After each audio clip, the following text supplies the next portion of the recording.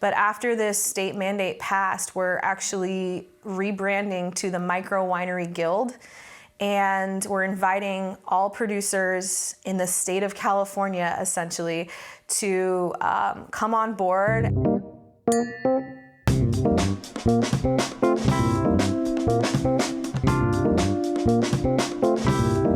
Thank you both for giving me your Sunday morning. I'm here with our old friends, Ken Nerlove and Elise Nerlove. Nice to see you guys. Watch that old stuff, Ray.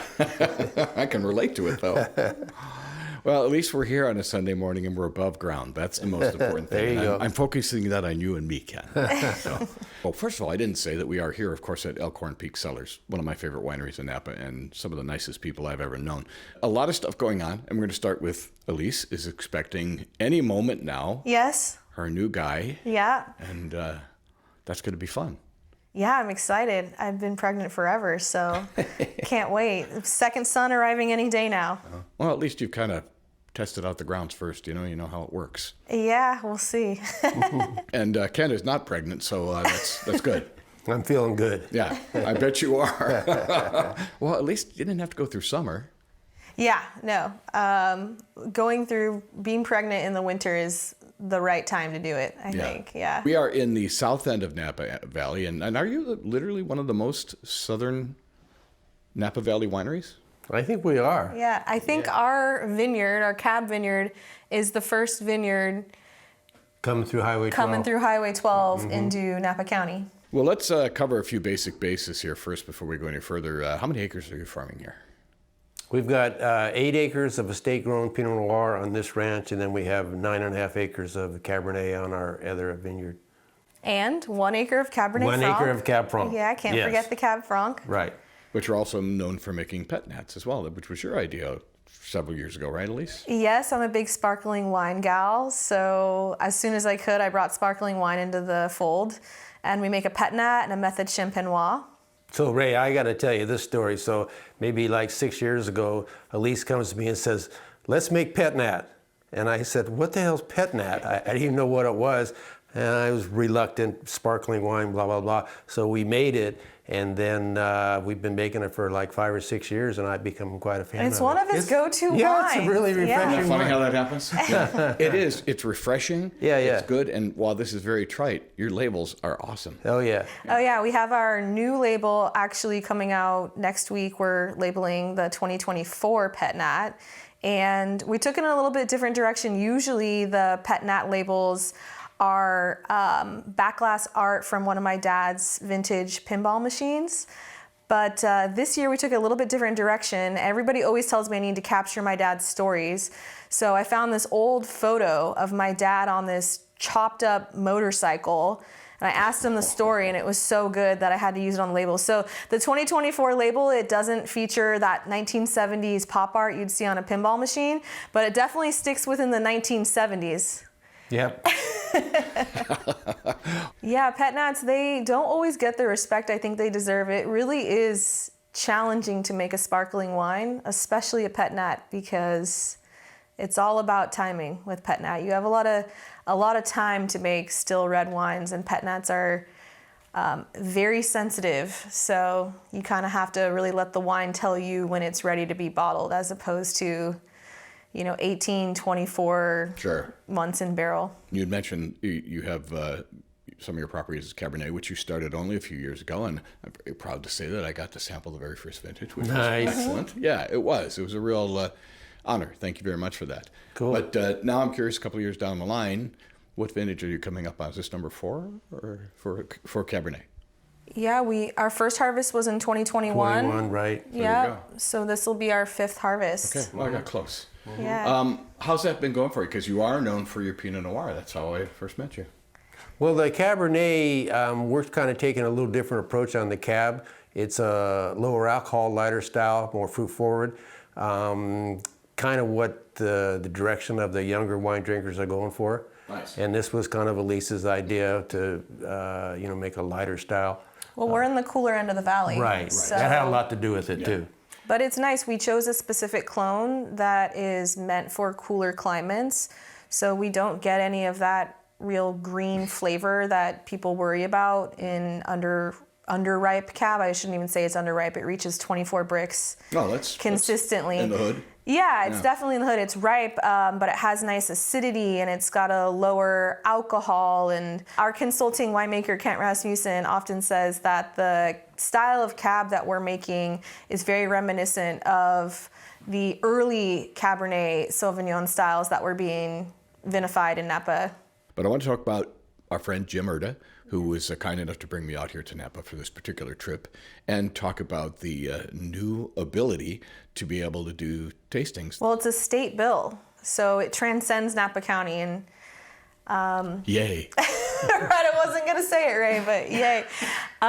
Yes, so as of January 1st, 2026, the state of California passed the state bill AB 720, which allows folks who grow grapes in the state of California and make wine at a custom crush facility to host up to 36 what they're called estate vineyard tastings every single calendar year with an over-the-counter permit through the ABC.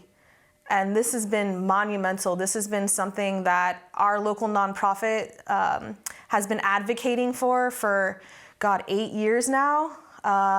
Is the ability for growers to invite the public onto their property to taste wine.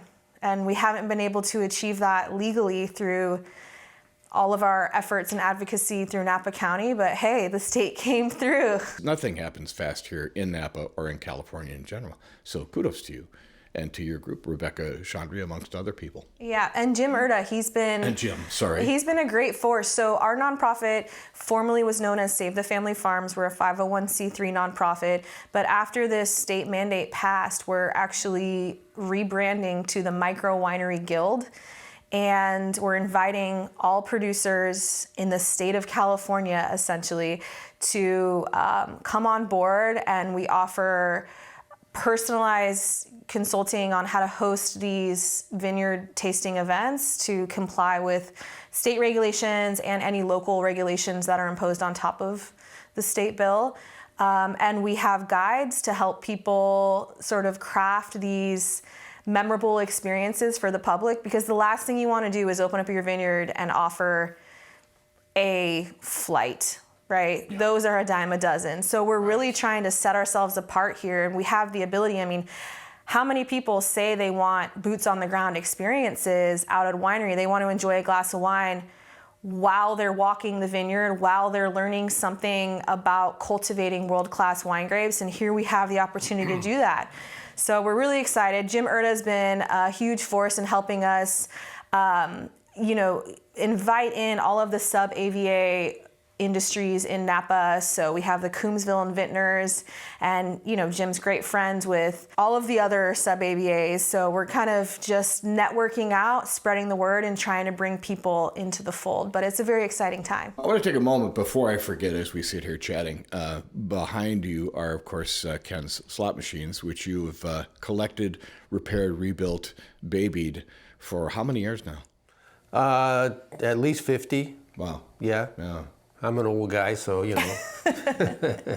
I wasn't going to go there. But I just want to make people realize we are not at a casino, but it's fun to see these when you come up to this particular room, which I've been in many times over the years. And it's also a thing that you will be appearing in, and by the time this podcast airs, it may have already run, but you'll be on American Pickers, right? Right, yeah. That was a fun thing. They came out here and did a shoot in December of 24.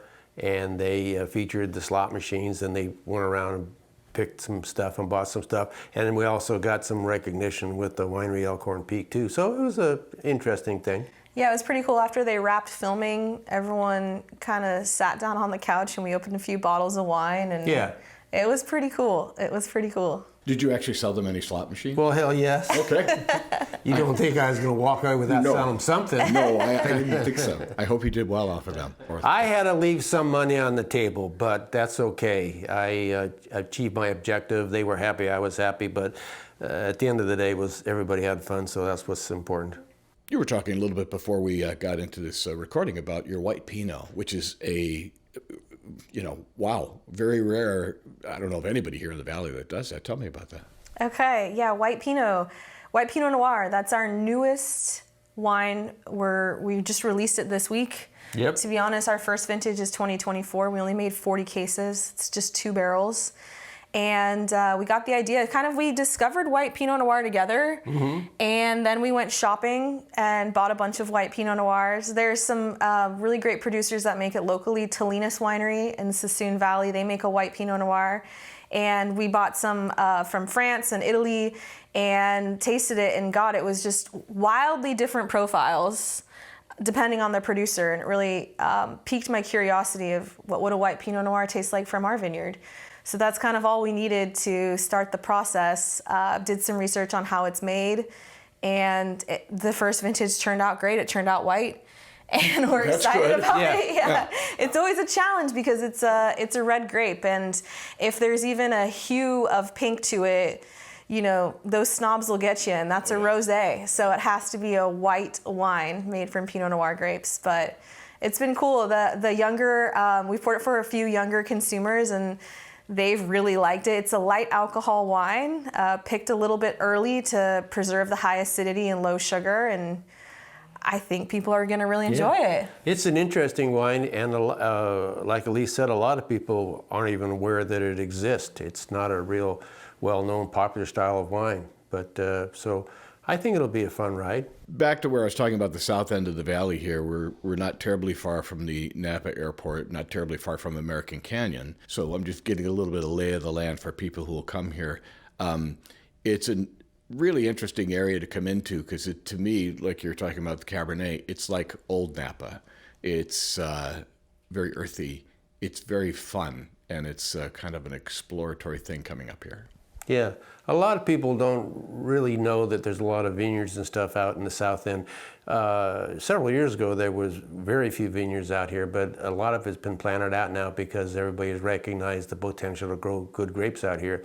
But it's got its own little microclimate in Jameson Canyon, and of course we've been farming Pinot here for a long time, and I really think that the Pinot out here is extraordinary. It grows.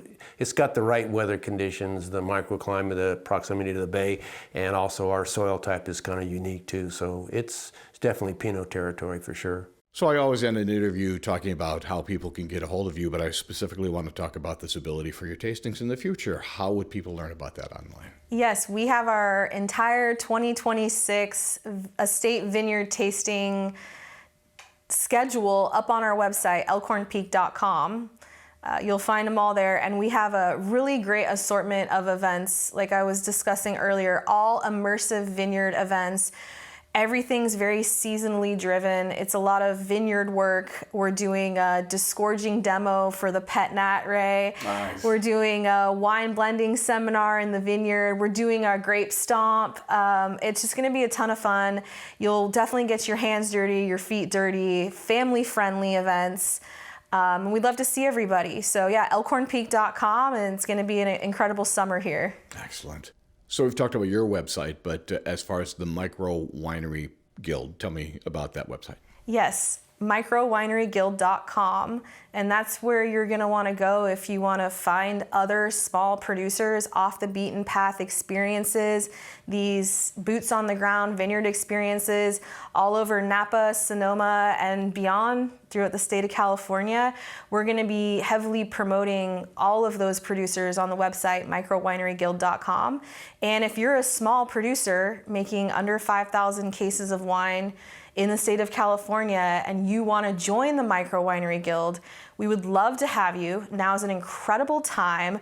We have this incredible PR, marketing, and social strategy just to get the word out this summer. So also go to microwineryguild.com. You can contact us that way. All your emails and phone calls are going to come directly to me. So I look forward to speaking with you and getting you in the guild. Yeah, and learn about this. I wish you guys great luck with this. I hope all goes well. I'm sure it will, and it's got to be a bit of a dream. So Ken, Elise, thank you both very much. I appreciate your time on a Sunday morning. Always great to see you, Ray. Thank you, Ray. Thanks for coming by.